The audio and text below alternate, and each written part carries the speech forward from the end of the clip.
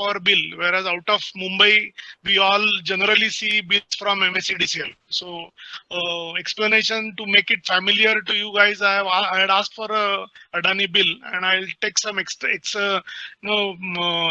screenshots from them and explain you about the electrical bill. Then typical energy consumption in a small urban apartment, how we look at it, and how any saving can be brought upon there. Energy saving possibilities at domestic level we'll discuss, and then we'll talk something about BE star labels. I mean, that is also another area which government of India is working for almost last 20 years, and some fruits are definitely there on that tree as well, which can help you in saving energy. So first of all, as engineers, I would like to tell you, even before going to the basic agenda, is see, all energy efficient equipment have to be used in energy efficient systems. Only then they give you energy efficiency. I mean, a very, very energy efficient motor, if you connect to a fan which is not working efficiently, then the overall system doesn't work efficiently. So systems approach is what is much more important in case of energy saving. Another thing is I'm a lead auditor for ISO 50001, which is supposed to be energy management standard. Now that standard typically says that in any given scenario, locate significant use of energy, where the energy is going most, and try to control the parameters which are required to reduce energy consumption there. That gives you much more impact, and obviously enthusiasm to do something further. Because if you try to say, you have an industry where daily energy consumption is some 25-30,000 units, and if you change, let's say, 10 tube lights with LED lamps, the reduction in the bill will absolutely not be visible, because ultimately you have to motivate. Even at residence, I'm going to tell you that you will have to convince your parents to buy fans which are probably 1.5 times higher in cost. Now, for convincing that, one has to ultimately show that you are actually you have saved something in the bill directly. So that is more important. So I hope I am audible enough. Sir, may I request you, sir? Sorry to interrupt. Can you please show a full screen of your presentation, sir? Your screen is not clearly visible to us. Yeah. At the moment, after some time of my class, so we will talk another time, and let's hope that we can meet in October. Yeah. Click the play button on the screen. Yeah. Let's On the hope that we bottom. can Okay. meet in October, Okay. right? Is it visible now? Yeah.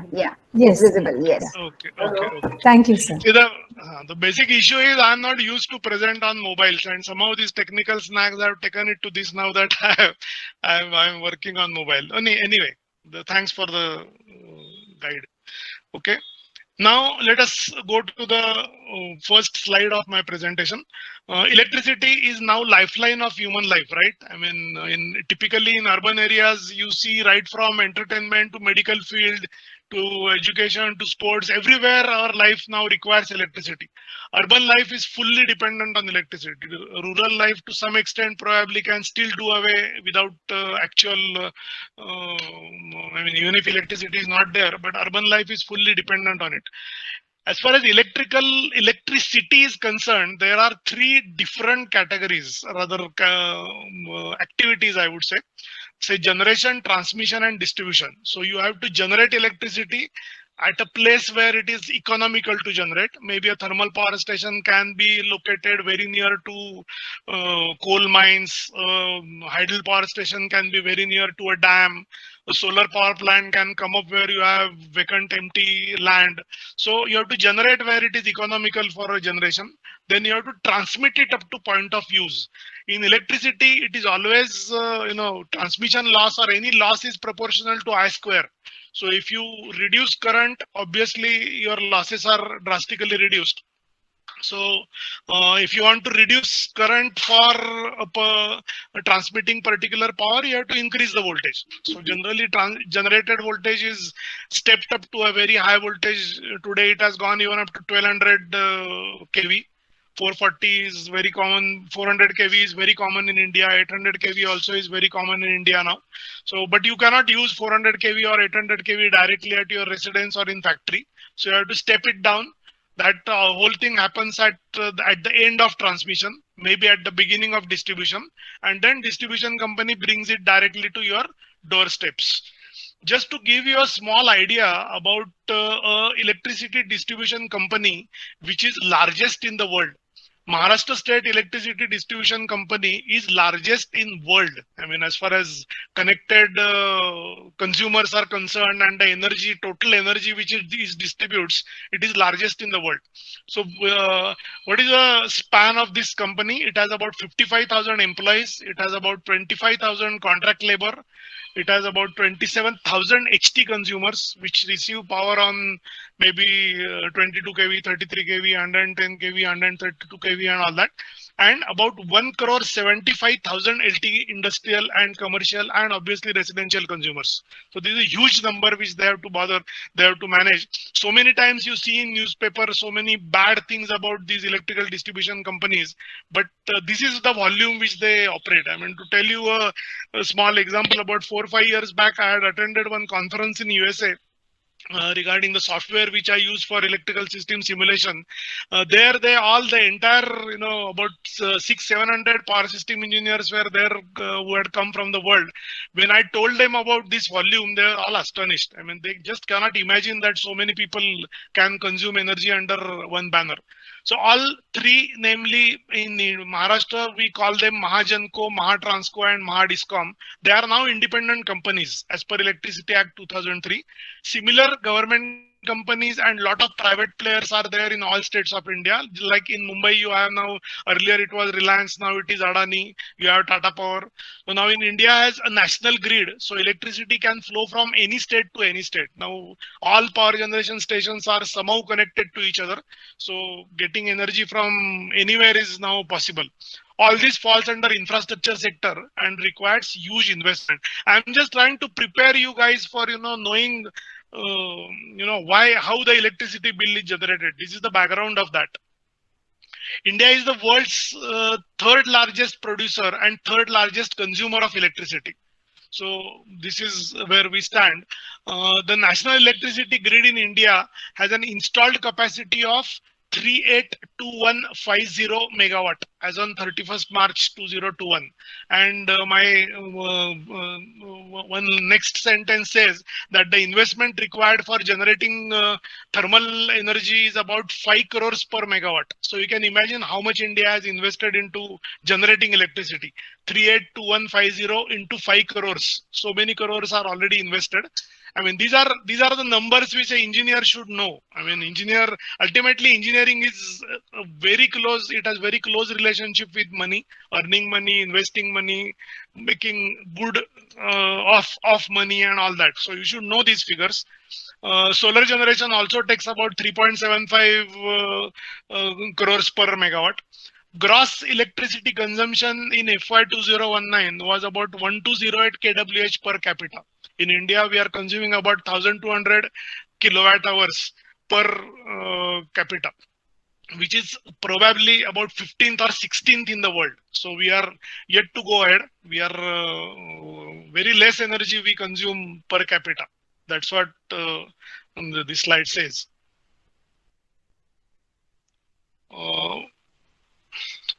Now next is, India is a developing country and has different categories of consumers. All need electricity, but many cannot afford it. This is a fact. I mean, in Indian conditions, government policies are designed for cross subsidizing. See, if you go to any developed country, all electricity generation, transmission and distribution companies are, their tariffs are designed so in such a way that they get profits.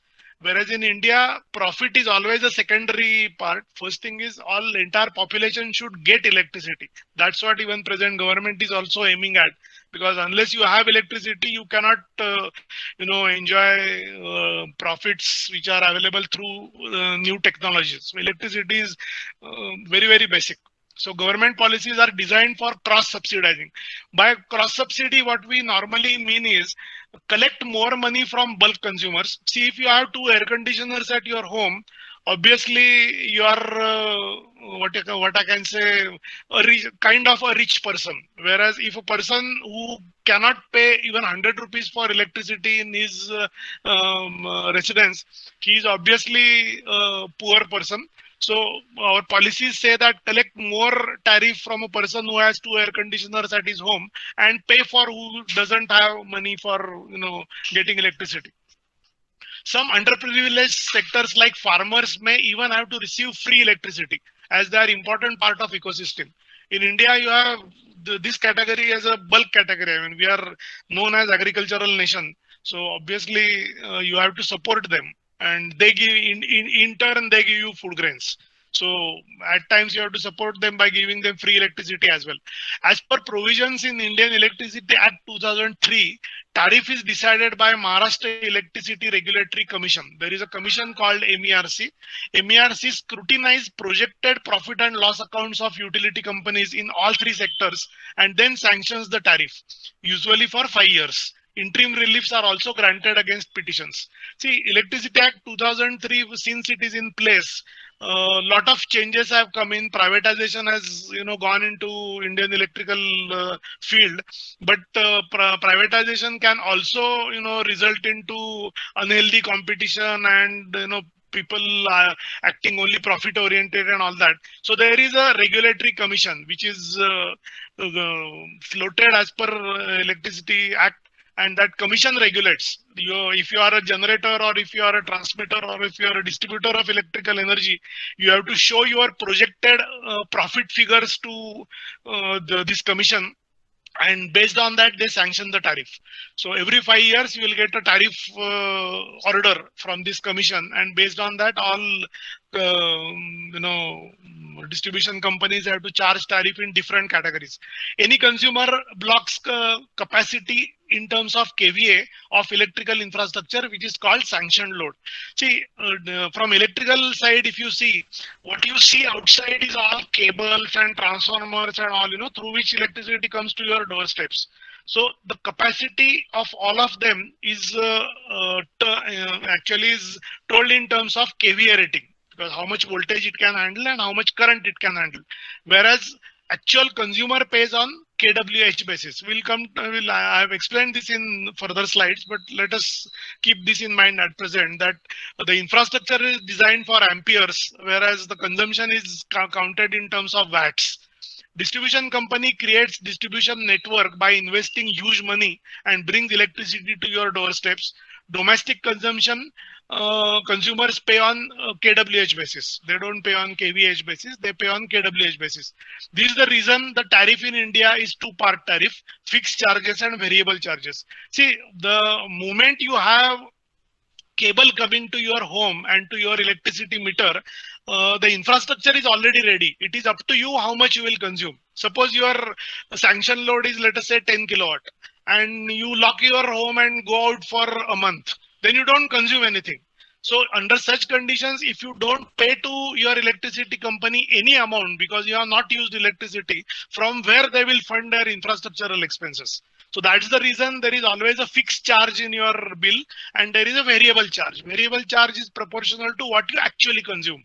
So in very layman's terms, what I can tell you is the bill is 2-part bill. This is not the case in many of the developed countries, but in our country, we have to follow this. Other components in the bill are FAC, wheeling charges and taxes. We'll come to know about them as we proceed further. Now let us talk about something, basics of electrical engineering. Power in AC circuits, there is alternating current or there is direct current. Generally what comes to your home is alternating current.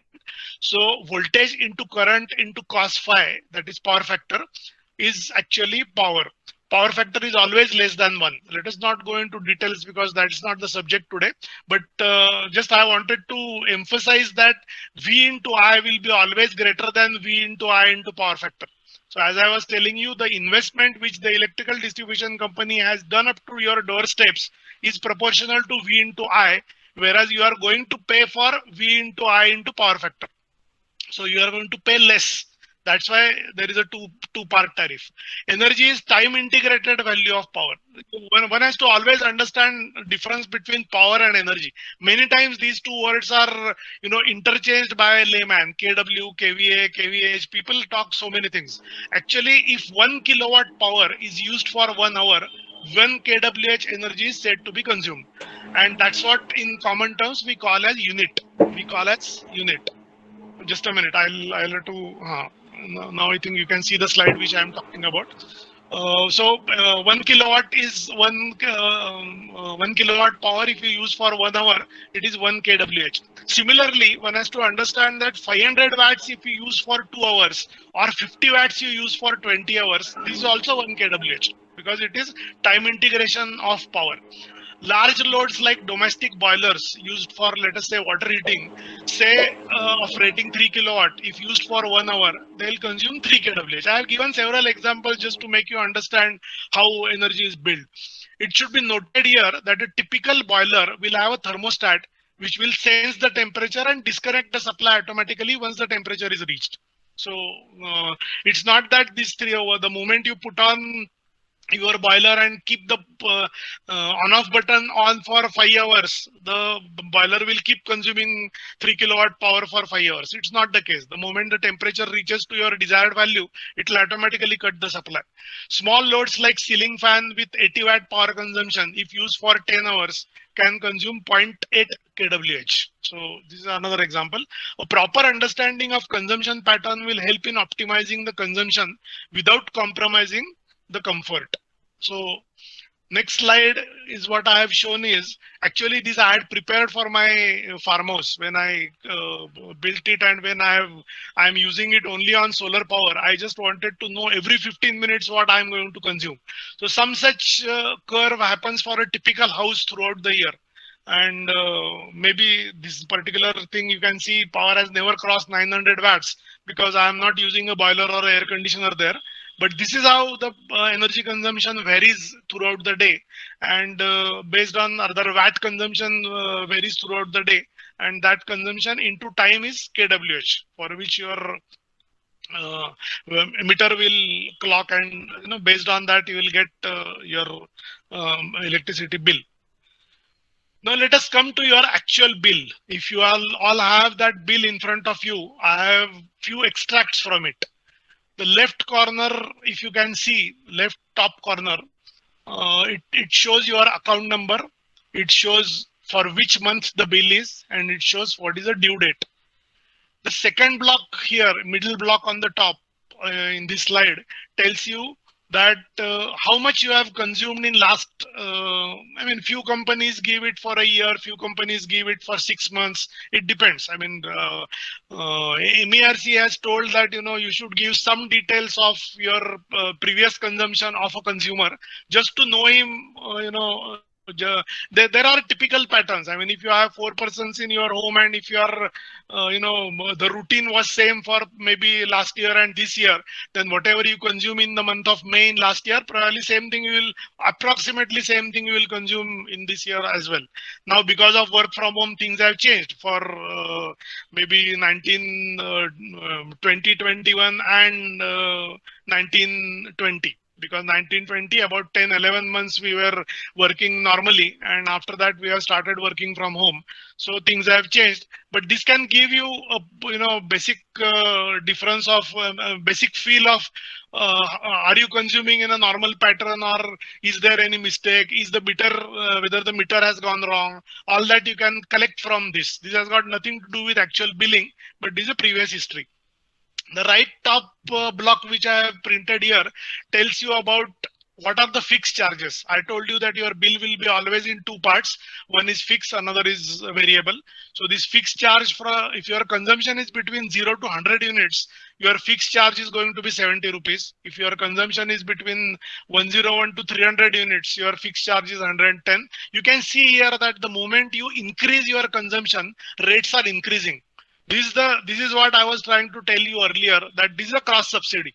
Normally, instead of buying, say, 10 kgs of a food grain, if you go and buy 100 kgs of food grain, it will be cheaper But in electricity, it is exactly reverse in developed countries, not in developing countries, but rather in developing countries, it is exactly reverse. The more you consume, the more you pay, because they want to cross subsidize. They have to cross subsidize underprivileged population. That's the reason this kind of a structure is followed in our country. The next horizontal block at the bottom of the slide, which you are seeing at present, is very clear. First, at the top, it is giving you bill number and bill date and type of supply. It is a single phase supply. Cycle number 12 is what is the billing cycle. I mean, that's what it is telling you. And then next is, first you can say tariff. This tariff is a tariff classification as per tariff agreed by MERC or accepted by MERC. So there are hundreds of categories in Indian tariffs. I mean, it will be, there is separate tariff for hospitals, there is separate tariff for agricultural business, there is separate tariff for educational institutes, there is separate tariff for government hospitals. And there are so many categories. You have category for, there is separate category for commercial establishments, separate category for industrial establishments. So that tariff, whatever it is saying, LT4 or whatever, that is basically a tariff classification. If at all you want to verify your consumption, you can go to Adani website and download the tariff booklet. And in that tariff booklet, current tariff booklet, if you locate for this particular tariff, you will come to know how you are going to get charged, right? Next column here is a meter number. So that number will be there on your meter. So if at all you are going to pay this bill, you can ensure that the switch next to this meter, if you switch it off, then your home supply should get disconnected. Then you are sure that this is your meter, right? Then third column is a multiplying factor. Many times these electricity meters, they are not designed to handle currents more than 5 amperes or 10 amperes directly. So under such conditions, we use current transformers, which convert this current, say, let's say 50 amperes to 1 ampere or 50 amperes to 5 amperes. And that 5 ampere is fed to the meter. And then they give you a multiplying factor, because if meter is reading 1 ampere, the actual current will be probably 10 amperes in that case. So depending upon how much you have stepped it down. So that is a multiplying factor. Then next two things are very simple. It is present reading and previous reading.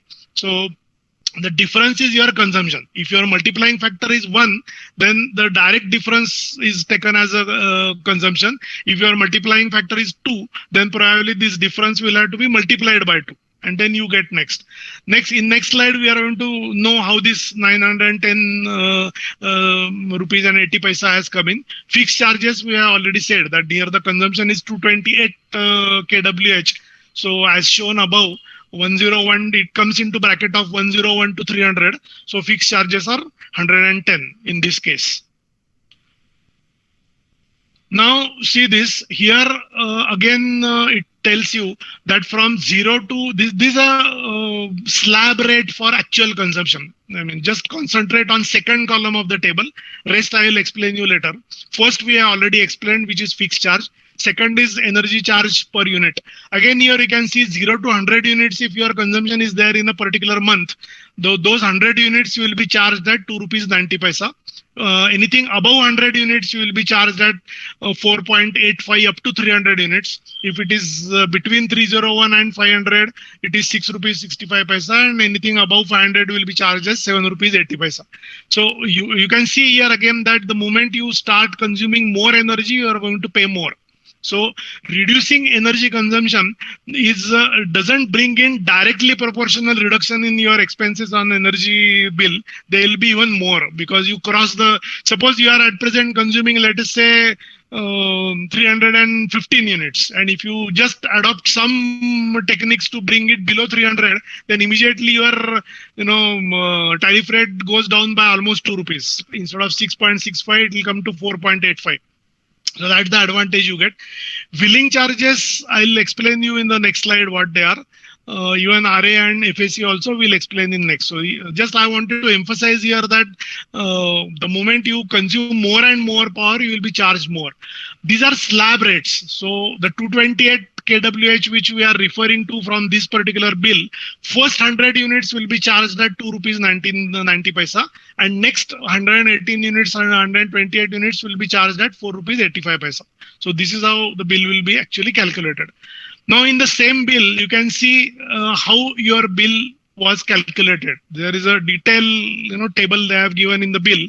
So if you look at this, I hope this slide is visible to you. First is fixed charges, which we have already explained. Second point is wheeling charges. Now, what are wheeling charges? Any distribution company spends some electricity on the distribution network till it comes to your doorsteps. They have cables, they have transformers, and a distribution company physically buys power from transmission company, and transmission company buys power from generating company. So they have to pay for what electricity they have consumed. Now, whatever gets consumed into their own infrastructure, they cannot charge you because your meter is situated at your doorsteps. So some part of that distribution loss, what we call, is charged to you in terms of wheeling charges. Again, how much it should be? While deciding the tariff, all distribution companies have to submit certain calculations to regulatory commission, and based on that, these charges are decided. They are different for different areas of the distribution network, because at times you might have taken very high voltage to a very near point of consumption, and because of that the currents are less and your distribution loss may be less. But in some cases it is quite high, basically because your high voltage tap off point is much away from your consumption point. So this is what they call as wheeling charge. Then next is regulatory asset charge. Now these are charges which typically are not applicable to domestic consumers. At times they are applicable to commercial consumers. It all depends upon who has invested into the distribution network. Typically in case of MSEDCL, Maharashtra State Electricity Distribution Company, what happens is, it being a government company, if you are a bulk consumer, they tell you that we don't have money at present to bring power to your doorsteps. So you spend money and we'll keep it adjusting through bills or whatever. So these are different charges which will not be reflected in a typical domestic bill. Now next is our energy charges for those 228 units which we have seen in the slide, last slide. How this 910.80 has come up? 100 units into 2.9 as per first 100 units consumption, and 128 units into 4.85. So it comes to 910 rupees 80 paisa. This is what is shown here.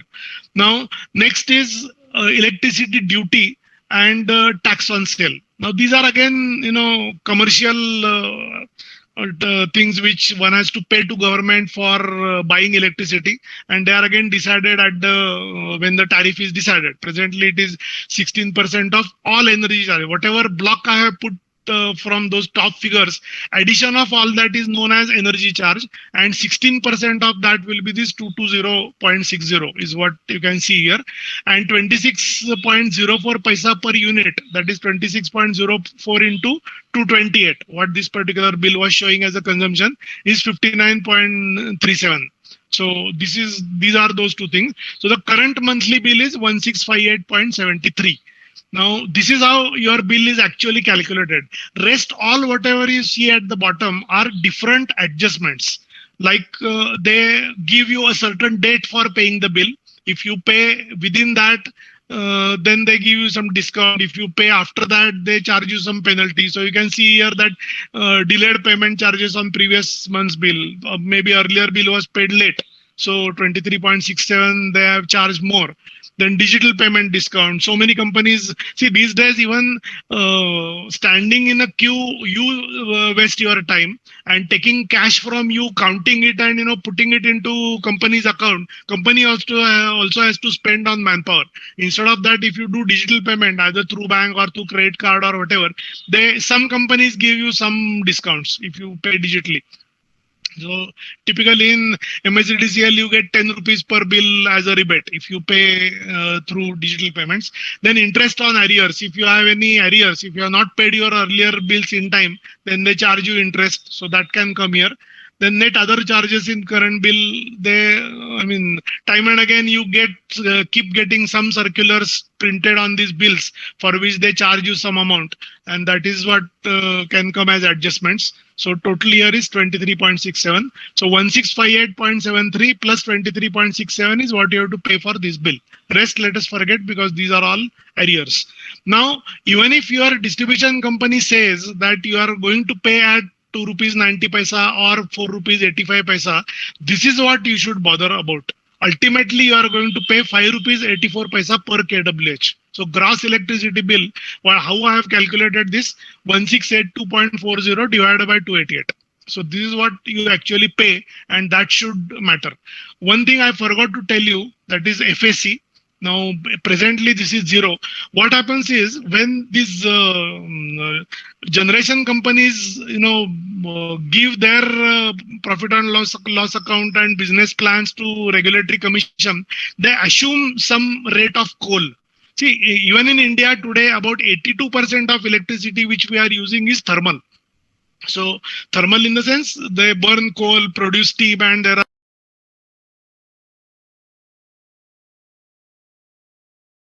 electricity generation cost is governed by cost of coal. Now, cost of coal can keep varying throughout the year depending upon demand and supply. Many companies like Tata Power uses Indonesian coal, or they import coal also. There are different qualities of coal which are available. Based on that, your consumption can increase. So there being a variable factor of input cost to electricity generation, this whole tariff designing structure has allowed a factor called fuel adjustment charges. In month, if the distribution can convince the commission that we are getting electricity at a slightly higher rate from transmission and generation, basically because their input costs have increased, they charge what is known as FAC. In this particular month, it is 0. It can be more in any month, it can be less in any month, and things like that. So typically it cannot go negative, but it will be either 0 or some charges. So whenever that comes, obviously this 5.84 will increase what we are seeing here. I hope I am able to explain what I want to explain. Now let us go to this. What I have done is I have taken a case of a 2 BHK normal urban apartment, and what all you can probably use in this particular. Now we are moving to kind of energy saving opportunities and all. Bill I already explained. Now let us talk about energy saving opportunities. So typically load in a 2 BHK urban apartment, how you can calculate your electricity consumption is what is explained here now. I mean, if you want to save, unless you measure, you cannot control. Unless you control, you cannot reduce. So this is a very simple technique as far as energy auditing is concerned. So you should know how much each type of load consumes, and then you will be able to know can you really save there. So typically what I have taken is say 4 tube lights of 40 watts each. So 40 watt is my first column says. Second column says quantity is 4. I have assumed that these tube lights will be used for around 6 hours. So time integration of 40 watt into 4 into 6 hours. And I have considered diversity. What is diversity? Diversity is a term used in electrical engineering and calculating all electrical consumption is. See, all these 4 tube lights you may not put on continuously for 6 hours. If there are only 2 people in the house, then you may switch off from the rooms where you are not if you are not there in that room. So to give effect of that, there is a diversity factor. These diversity factors for different kind of loads are actually specified in what we call as NBC, that is National Building Code. A code which is published by Government of India maybe every 5 years. They architects and so many other faculties are referred there, and they give you diversity codes. diversity factors. So my first watt hour. Now, what is watt hour? 1 kilowatt hour is 1000 watt hours. So this is what I have tried to calculate now. So if 4 tube lights, if of 40 watts each, if I use for 6 hours with 0.6 diversity factor, I'll be consuming about 576 watt hours, or approximately half a kWh. 0.5 kWh will be 500 watt hours. Similarly, 4 fans of 80 watts. If I consume, I have, let's say, 4 fans, I put them on for 10 hours a day. A day in the sense in the night. Typically, in a working home, you will switch on fans maximum time in the night. So I have considered them as 10 hours. Diversity factor is 0.8 because when you are sleeping, all 4 fans probably can be on. So it is 2.560 watt hours, so about 2.560 units. Similarly, I have taken boiler, fridge, TV, mobile charging, washing machine, kitchen appliances, computers, and laptops. Maybe I'll share this presentation with you. You can go through details later on. If I calculate this whole thing, it comes to around 12226, and this is calculated over 24 hours. So 12226 is about 12.226, or say 13 kWh per day. I have divided by 1000. So this particular house with this type of a consumption pattern will consume about 13 units per day, and monthly it will be 390 units. I mean, this is a rough calculation. Now, as I told you, you are expected to know which is the significant area of power consumption, just to control it better and get quicker results and really get impact on your electricity bills and real impact on energy saving also, which is your basic target of your club. I mean, if you consume less energy, you will spoil that atmosphere less, and there will be all associated benefits will follow. So typically, as energy auditors, what we do is, once we know this kind of consumption, we do pie charting. Pie charting gives you a visual impact of what is happening. You can clearly see here that about 37% of energy is consumed by boilers, about 21% is by fan, and about 16% by fridge. So if I concentrate on these 3 aspects, probably I'll get more noticeable saving, I would say, and a real impact on my bill as well as on energy consumption, and back home at maybe CO2 release and whatnot. So all other benefits will follow. This gives you a clear-cut visual impact once you draw kind of pie chart. Now, next, what I have tried to do is, same house. Suppose you use different kind of fans, and if you use LEDs instead of tube lights, and if you use solar water heating in place of normal boiler, or a combination of a boiler and solar water heating, what will happen? Now, LEDs straight away save almost 50% of power. It's a technology change. No need of talking to any energy expert on that. It's a clear-cut technology change. So you save on that without compromising. See, as an energy auditor, whenever you try to save energy, you have to always think about comfort of the end user. I mean, if it is under your control, you can tell them that maybe so much of comfort is not required to you. But if it is not under your control, then your duty is to bring that comfort with minimum possible energy consumption. Not that, you should tell, any energy auditor can go and tell that if you have air conditioner in your house, don't use it for 1 month. Your energy will be automatically saved. But that's not the way energy should be saved. You should always tell them that if you want to use air conditioner, if it's a window air conditioner, please use be star rated air conditioner so that you will save energy. Please do proper calculations of your room for deciding size of that air conditioner so that you will save energy. This is how it should be done. So first thing what I have done is 4 LED lights. Instead of 40 watts, which was there earlier, now it is only 20 watts. So it has drastically gone down. Now, what is BLDC fans? These are brushless DC fans, which have become very popular now. 3 IIT alumni have started a company in Navi Mumbai. You might have seen on Facebook regarding Attenberg fans. Now, this is a technology which was earlier used only in small machine tool automations, now has come to even ceiling fans. Typically, from electrical engineering point of view, if you see a single phase motor, ceiling fan or pedestal fan or wall mounted fan is a single phase motor, right? You cannot get more than 50 to 60% efficiency from a single phase AC motor, whereas the DC motor can give you about 90 or even more than 90% efficiency. So what is the output of the fan? Output of the fan is how much air flow you get.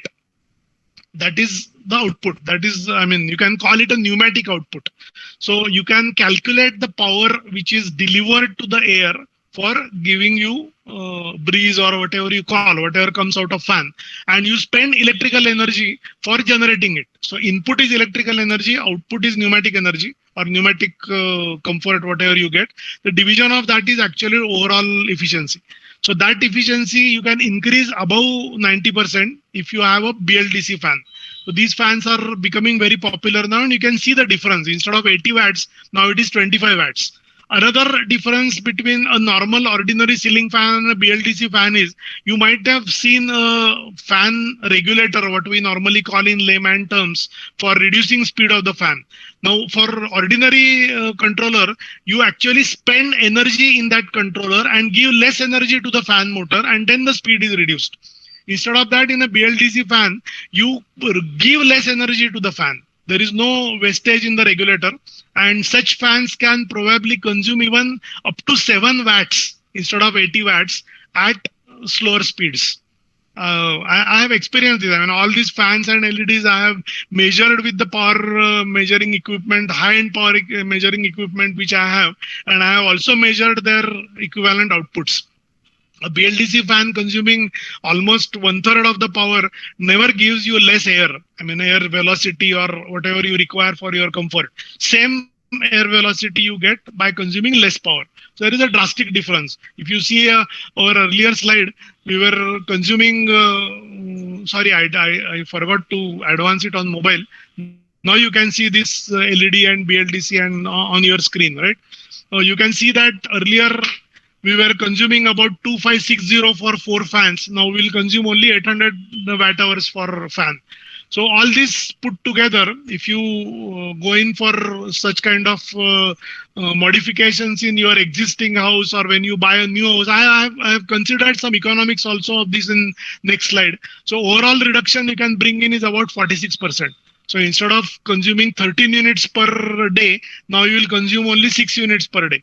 This is substantial saving, and this is possible. This is possible without compromising any comfort. One more addition I have done is don't use desktop computers now. Use laptops. You may slightly spend more in the beginning, but the power consumption difference is instead of 150 watts, you consume only 50 watts on a laptop. So considerably less. That's how you can go on, attempting for energy saving at a residential level. Now let us talk about economics of what I have, 2 examples which I have given you. 200 kWh into 12 months into 5 years is about 12,000 kWh is what you will save, and projected over next 5 years, if you are going to pay average 10 rupees per kWh, then it will come to about 1,20,000 rupees of saving in the year. In 5 years, not in 1 year, in 5 years. Investment required, you may spend about 5,000 rupees on LED lights. You have to throw your normal tube lights. You may have to spend about 12,000 rupees on 4 BLDC fans, or keep looking for an Amazon discount and a Diwali discount and a credit card discount when you get it very cheap.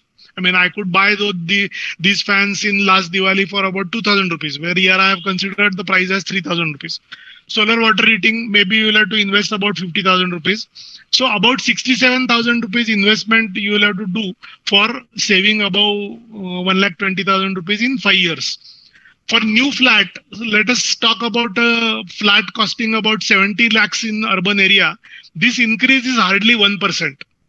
So when you are buying a new flat, you can definitely, insist on these kind of things, or it's a first time purchase, right? So instead of buying normal gadgets in your flat, you buy these advanced gadgets and save energy for lifetime. So this increase is only 1% and can be covered in discounting other costs. Suppose you are doing interior decoration of about 5 lakhs in that fan. You can definitely save 67,000 rupees by asking for discounts, not compromising. You have to negotiate. So much of money generating out of 70-75 lakh rupees worth flat is absolutely not a issue without compromising any quality. So for existing flat, payback will be around 2 years. Suppose you already have a flat, then but 1,20,000 rupees you are going to save in 5 years, and 67,000 rupees is what you might invest. So it will take you some time to recover that money. Now, Energy Conservation Act and BE, let us talk something about that. In India, we have Energy Conservation Act 2001, which is already in place. This act is in place as of now for all non-designated consumers. The Bureau of Energy Efficiency and Government of India has classified energy consumers into two different categories. The top category, what they say is all cement plant and steel plants and petrochemical industries and all. They are termed as designated industries. For them, this Energy Conservation Act is compulsory, and then there are penalties and whatnot. They if they don't follow whatever is specified in this act. But for all others, it is mandatory. It is not mandatory. You have to follow this in good spirit of saving the environment. So. You can definitely do that. As far as the residential sector is concerned, about 21% of India's total electricity consumption is spent in residential sector. So it is not very less. 21%, if you can reduce by 10 to 15%, overall nation can save about 3.54% of energy. So still it is worth. BE has done very good work in last 20 years to help domestic consumers apart from extending energy efficiency activity in industrial and commercial sector. BE has done a lot of research in typical energy guzzling domestic appliances like geysers, boilers, fans, air conditioners, refrigerators, etc. So there is a concept called as specific energy consumption. Suppose you want to raise temperature of 1 liter of water from ambient to 70 degrees, which you normally use for bathing. So there is a physics, based on physics, you can actually calculate how much energy will be required. Then based on that energy, ideal energy requirement, if you design insulation of your boiler container and so many other things, if you implement there, you can raise that temperature maybe at 70 or 80% efficiency also. Same thing is true about air conditioners. Same thing is true about fans. If I sell you a fan and I tell you that this fan will give you whatever air you want, and I use some substandard copper and steel in while making that fan motor, it will consume more power. So what BE has done is BE has come out with some norms in terms of star ratings. See, topmost energy efficient fan, everybody may not be able to afford. So necessarily you don't have to go directly to BLDC fans. You can also go for normal fans, but which are BE star rated. 5-star rated fan, if you buy today, you will definitely save about 25 to 30% over an ordinary fan. If ordinary fan is consuming 80 watts electricity, the 5-star rated fan may consume 65 or 63 watts. So again, there you definitely save on energy. So typical equipment can be made energy efficient based on these star ratings, and the star ratings are given by Bureau of Energy Standards. And gradually they have implemented this law that gradually non-star rated equipments are banned from manufacturing. So you have to necessarily buy only star rated equipment, which will bring in whatever energy saving is required. Now let us talk about some basic habits which one can follow at domestic level for energy saving. First is very obvious. I mean, all parents keep telling you all that switch off equipment when not in use. So this is very simple. Fans help in air circulation. So I am going to tell you that do not switch them on and off frequently during summer, because that gives you more comfort. Instead of having say 4 fans on in a room, if you put on only 2 fans in the entire room and keep your windows and doors open, they'll keep air circulating in your room, and you can definitely save energy for 2 flats, but get 2 fans, but still get some comfort. So just switching fan off the moment you go out of your that room and come back again after let's say half an hour, actually you get a lot of discomfort and saving at the cost of saving. So you can decide what exactly you want to do. Completely switch off equipment when not in use and not through remote. These days we have lots of equipment, rather probably every equipment has a remote on-off switch, right? And you don't switch on and off from mains input. So if you know that particular equipment you are not going to use for say next 4 to 5 hours, keep a habit to switch them off from main incoming AC switch rather than switching them off from remote switch, so that some more energy definitely can be saved.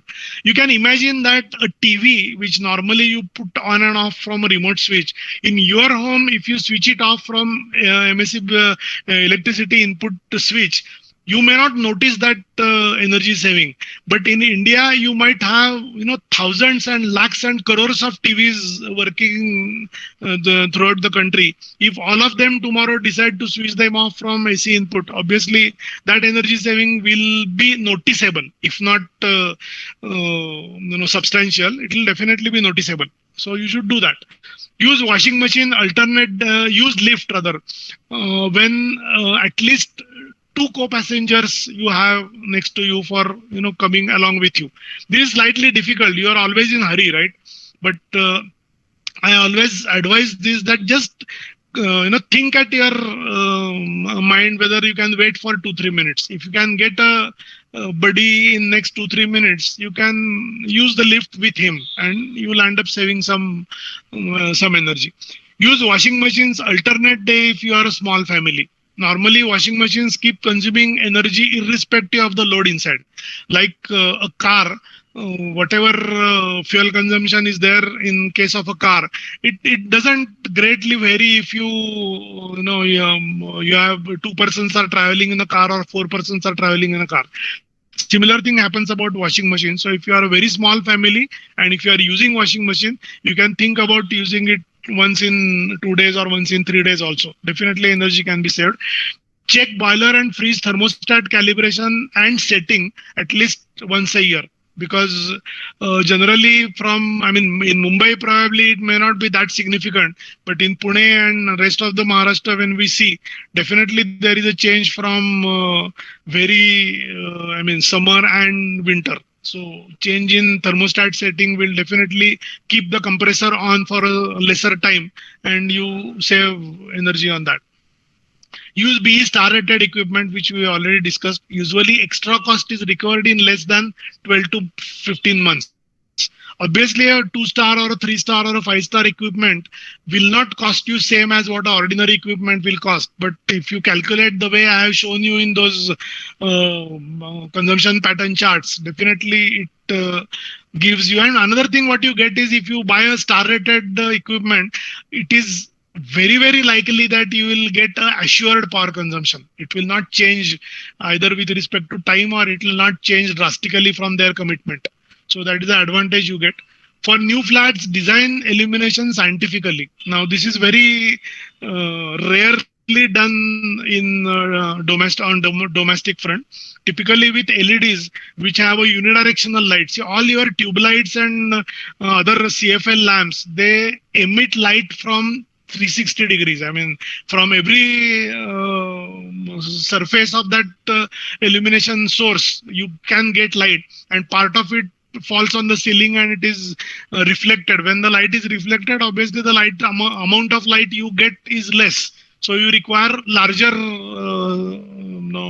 illumination devices or luminaries or whatever you call them. But when if you design it scientifically for LEDs, probably you might get some less number of, the calculations might tell you some less number of luminaries are required, and obviously they will bring in energy saving as well. So this is what I had to tell you guys. Now, if someone can take up questions from chat box or wherever they are, we can go ahead. Or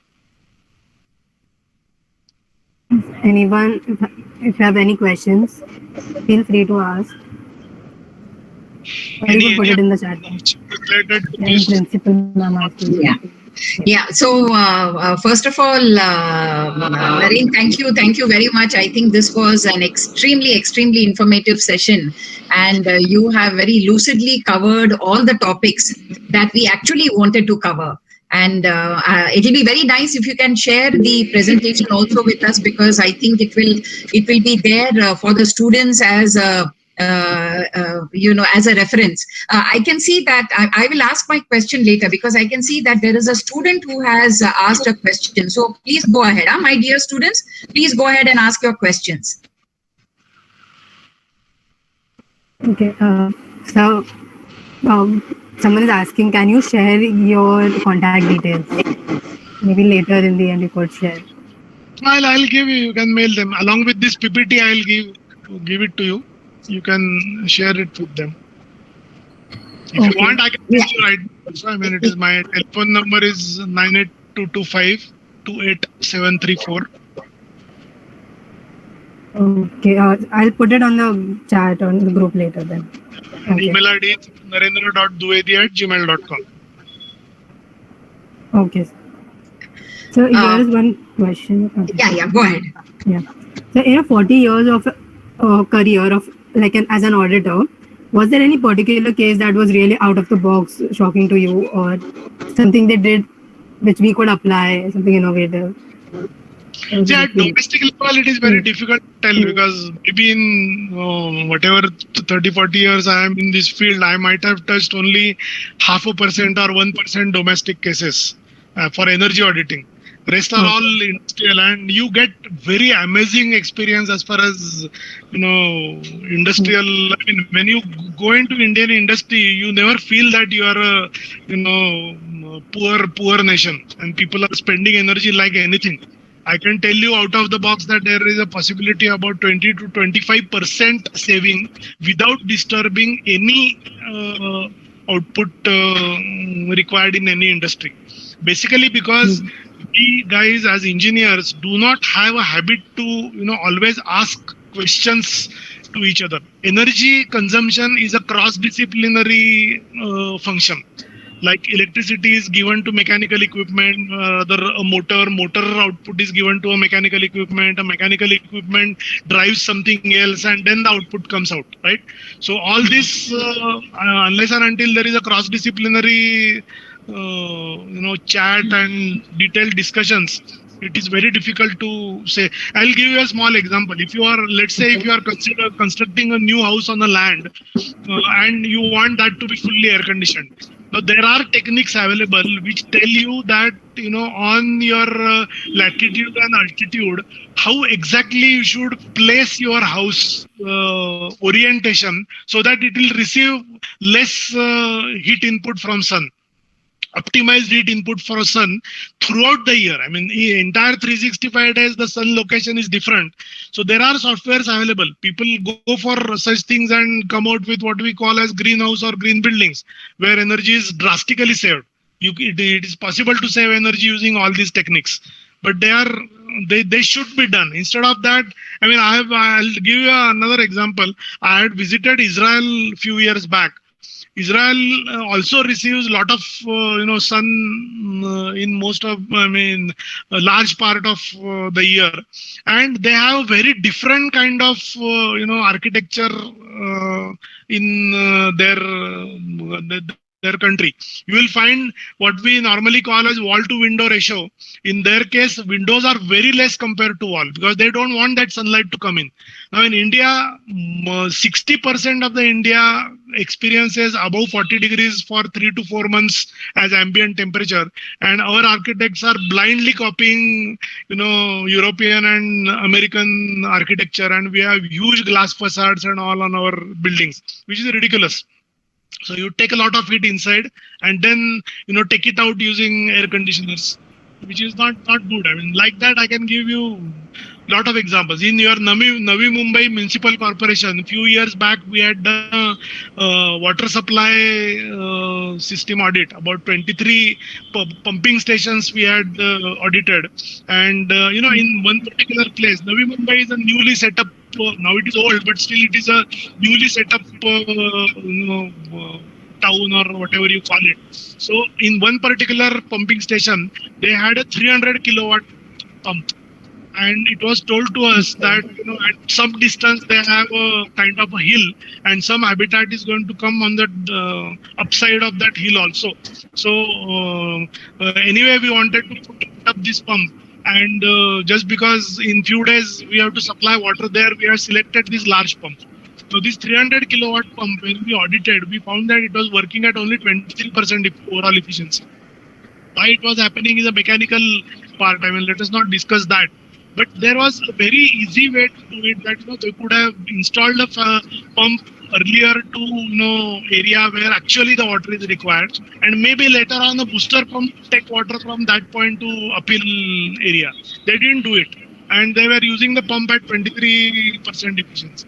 Such things definitely come out. So hundreds of questions if you ask while designing any energy consuming area as the engineer or as a common person also, there is always a possibility to save a lot of energy. Okay, sir. Okay, thank you, sir. Another question is how to design light scientifically. So there are softwares available for that. They design contours in the sense it's a technology by itself, but it is possible. I mean, if you have, let's say, an area of say 30 feet by 20 feet to be illuminated at a particular illumination level. Again, I will go back to NBC, National Building Code specifies for which type of application, how much light you should provide. So there is a technique. I mean, every luminary can produce so much quantity of light, and depending upon its reflector design, in what cone that light will spread.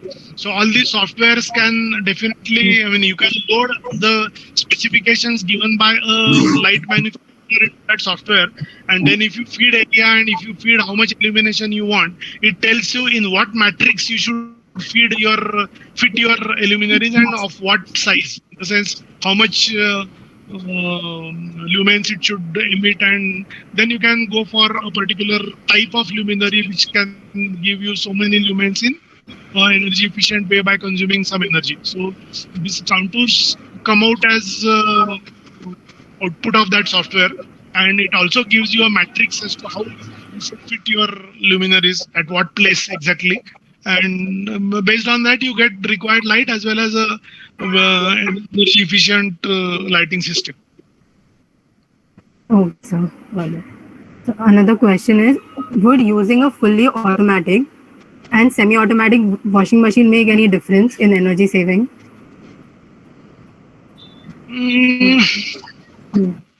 Yes, it will make some difference, because fully automatic and semi-automatic, fully automatic machine will have lots of programs inside, and if it is a star-rated washing machine, definitely in every program they are expected to optimize the energy consumption. So semi-automatic means you keep it running at a fixed speed for longer time and all that. So there is definitely energy saving plus convenience both. Okay, so according to you, semi-automatic washing machine will have more energy saving, right? Yeah.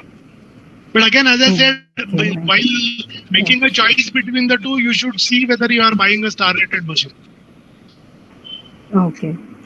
That should be our main aim. Yeah. So one question which I had was that, normally when we use air conditioners, very often we are told that if you use you set the temperature at 24 degrees centigrade and you use the fan at a fairly low speed, then that is more energy efficient than just using the air conditioner at about 21 or 20 degrees. I mean, can you give some recommendations on that? Particularly, if you look at ASHRAE standards, there is a standard available, the American refrigeration standard, which talks about human comfort. Now, there are three aspects rather, I would say, as far as human comfort is concerned. First is temperature, second is humidity available in the air, and third is airflow. In a particular airflow, if it passes on your body, then you feel comfortable, because it takes away sweat from your body, and then you feel comfortable. So all three things are definitely important. So 24 degrees plus See, again, I'll tell you the basic point is, suppose you have a window air conditioner or a split air conditioner, then air distribution in the room by air conditioner itself is not very uniform. So along with that, if you have a fan, you will feel comfort throughout the room. Whereas with a indoor unit of a split air conditioner or a window air conditioner, you get temperature zones inside the room. So from that angle also, you can definitely get comfort. As far as 24 degrees is concerned, probably it will all depend upon how many times you open that room. Because anytime you open that room, fresh air is going to come inside, which is at higher temperature. So your comfort level can go down till that is cooled again. So for a typical closed room, 24 degrees, yes, I mean, you get a comfort, but you have to be happy with whatever comfort you get at 24 degrees. Again, it is very person dependent. Some people feel cool at 20 degrees, some people feel cool at 24 degrees. So as energy auditors, what we normally tell people is, whatever comfort you want, our duty is to give you that at a most energy efficient way. I mean, we cannot decide what there was somebody was asking me about out of the box cases or experiences. We had audited one large, rather medium size corporate group's office maybe 4 or 5 years back. Some other auditor had done the audit earlier. What he had suggested them was to put timers on all air conditioners and put them on and off throughout the day, and you will save the energy. This is not the way energy auditor should tell you to save energy, because if you put off air conditioner anyway, energy will not be used, but you will feel uncomfortable. So keeping 24 degrees for a person who enjoys 20 degrees, he will not feel happy about it always. But fan definitely. Hello. Yeah, hello sir. Narendra sir. Just wanted to ask, sir, there are some smart home energy meters available in the market. Like it's similar to a MCB switch, okay, which we need to install on the along with the MCB, okay, and then it's a mobile base, so it's give you the completely energy pattern and something like that. So is it like worth buying such product? Have you come across such product? There are products available. There is the complete home automation systems are also available, which can keep giving you this data always. See, as of now in India, we don't have a time-based tariff structure. In US, if you go today, every 2 hours the tariff changes.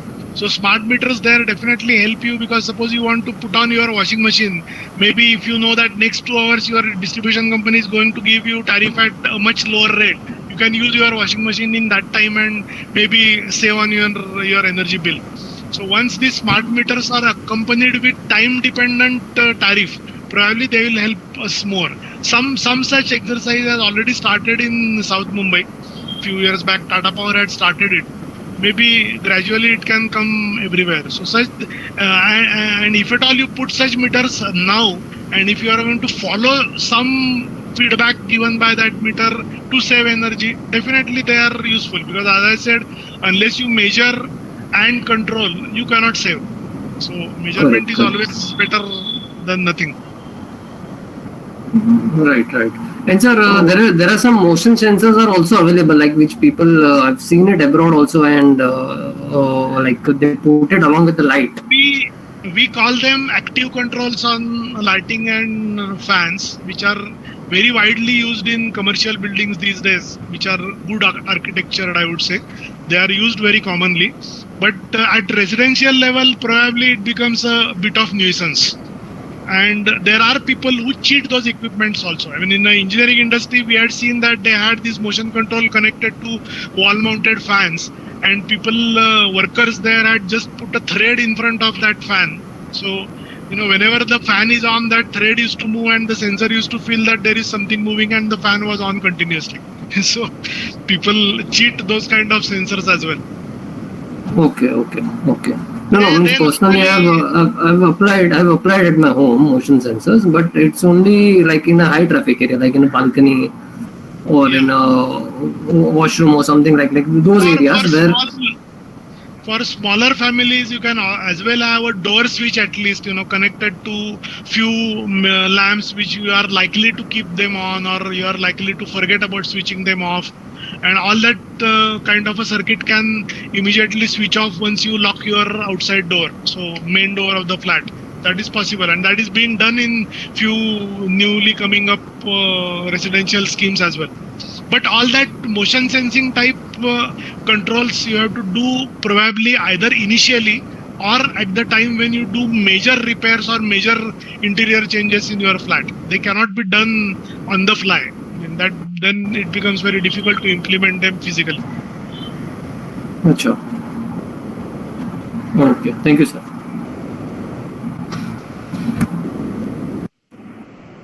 Okay, thank you so much. Ma'am, I think you wanted to say something, Principal ma'am.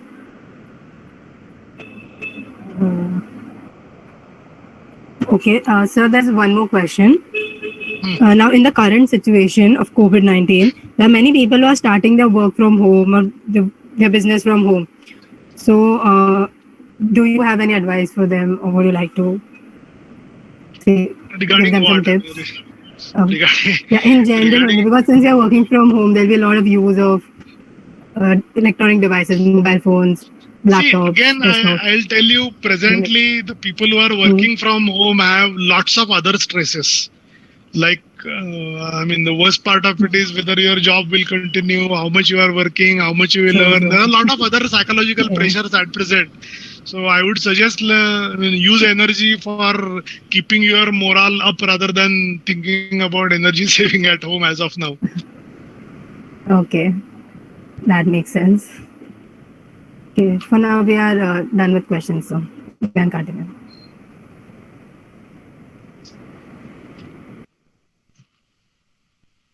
So I think, Malvika, if there are no more questions, probably you can formally close the session. Okay, okay, right. I thought there is one more slide left, so. No Can you slides. share the presentation? Yeah, I'll share this presentation, and with that same mail, I'll give my contact details also if anybody wants. Immediately, I'll mail once the session is over. I'll mail this. So we'll put your Malvika. contact details here in the chat box itself, your number, name, and email, if that's fine with you. Okay, I have no issues. I have no Okay. issues. Yeah, we'll do that. Also, everyone, we'll be sending a link for the feedback form right now in the chat. So certificates will be provided based on the feedback form. So the name in your feedback form will be on your certificate. So make sure you fill that form. Okay, and I'd like to call Nitin to present the vote of thanks. Okay. Hello, sir. So I would like to thank Narendra sir who honored this function with his knowledge, and he shared his knowledge. So actually, it was really this was really helpful. We all gathered a lot of knowledge from this, and it will be really helpful in future for saving electricity as well.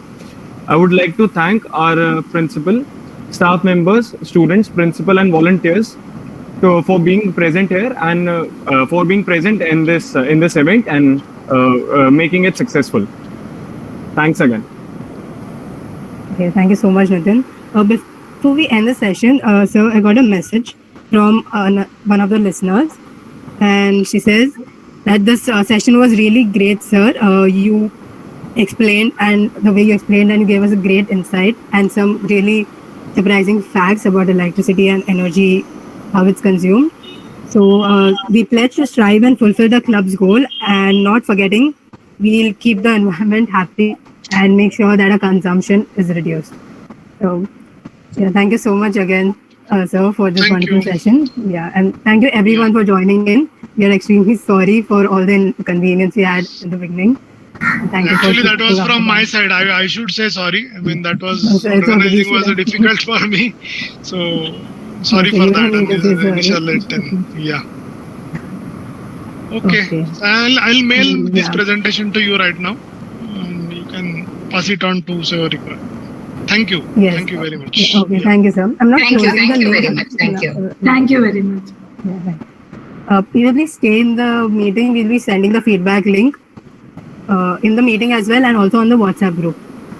So you can fill it. Okay. Thank you. I can disconnect now, right? Yeah, yes, sir, you can listen. Okay, thank you. Yeah, thank you.